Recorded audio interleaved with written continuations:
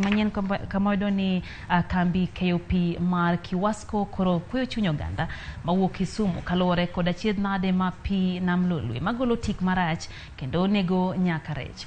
Tend Kiwasko wacho ni giseketo kenge mabeyo maneno ni kar goyo pi madunga golo pi maler ma ok nyal inyo ganda.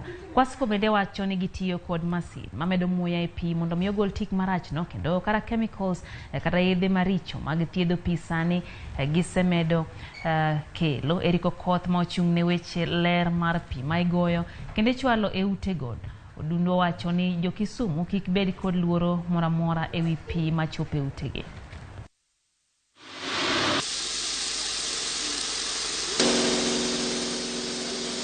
Koro gima timbre basically iyudo ka riwruok otimre e pi mane piny mane gi oxygen matin kod pi mane malo, iyudo ka the whole column mar pi no mixing no motimre no, iyudo ka koro nitie mixing ma koro oxygen bedo mathin e pi ema samoro lead to death mar rech.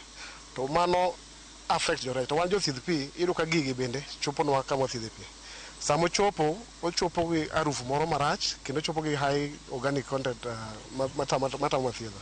Koro gima watimo as a treatment plant, waseng'eyo ni oxygen thin e pigni. Koro gima watimo en ni wamedo muya e pi, wacho ni aeration. Watimo aeration manyiso ni koro ka pi ochopo kucha to en gi oxygen maber.